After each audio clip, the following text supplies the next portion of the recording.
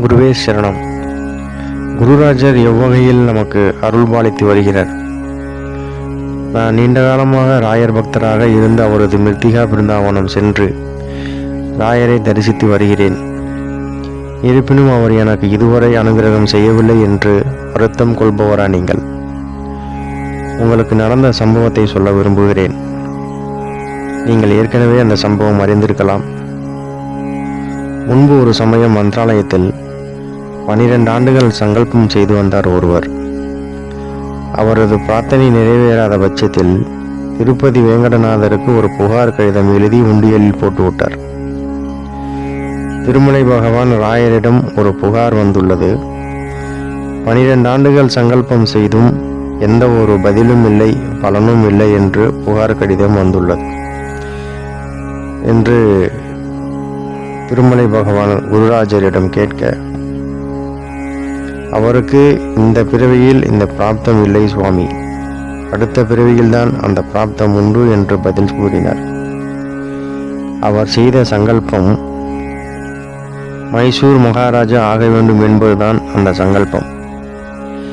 அந்த சங்கல்பத்தை ஏற்று அடுத்த பிறவியில் அவரை மைசூர் அரண்மனையின் மகாராஜாவாக பிறக்கச் செய்து, அதை அவருக்கு போன பிறவியில் தான் செய்த சங்கல்பத்தையும் ராயர் நினைவுபடுத்தி அதை அவருக்கு உணர்த்தியும் வந்தார்.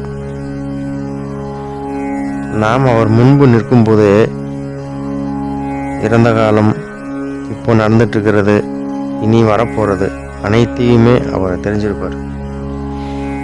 நாம் அவரிடம் கேட்பது எல்லாமே இன்றைய காலகட்டத்தில் சுகபோகமாக வாழ வேண்டும் என்பதைத்தானே.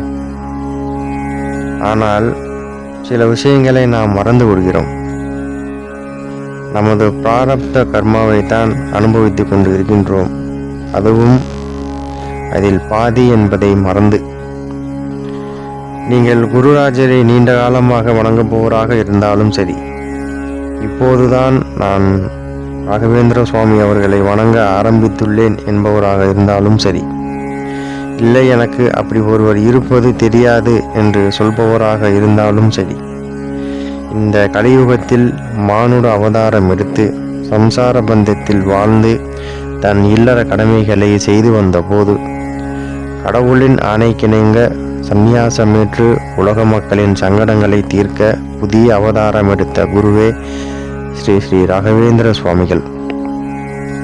ஸ்ரீ ராகவேந்திர தீர்த்தர் என்று விண்ணை முட்டும் அளவுக்கு கோஷங்கள் முழங்க தஞ்சை வடவாற்றங்கரையில் 1621ஆம் ஆண்டு பட்டாபிஷேகம் செய்த தினம் வருகின்ற 19/2/26.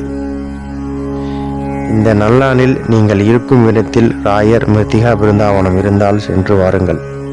நிச்சயம் உங்கள் பிரார்த்தனைகள் செவிமடுத்து தக்க சமயம் வரும்போது உங்கள் பிரார்த்தனைகள் நிறைவேற்றப்படும். நம்பிக்கையுடன் உங்கள் பிரார்த்தனைகளை அவர் பாதத்தில் சரணாகதி செய்து வாருங்கள். அவரை நம்பி வந்த எவரும் ஒருபோதும் ஏமாற்றம் அடைந்ததில்லை. நம்புங்கள், அவர் நிச்சயம் நடத்தி வைப்பார்.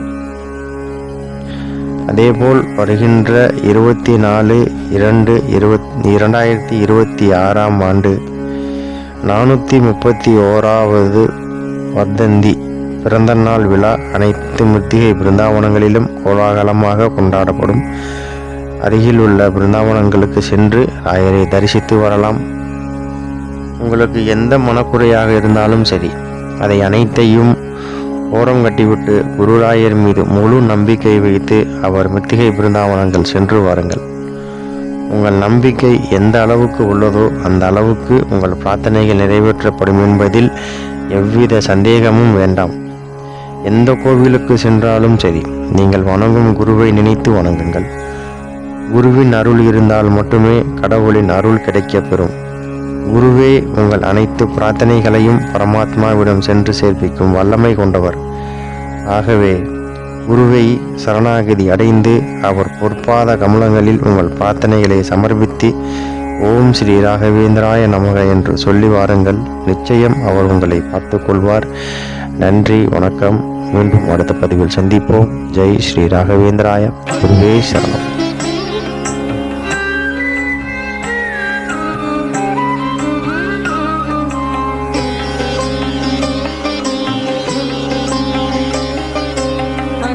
गुरुवं मानवरे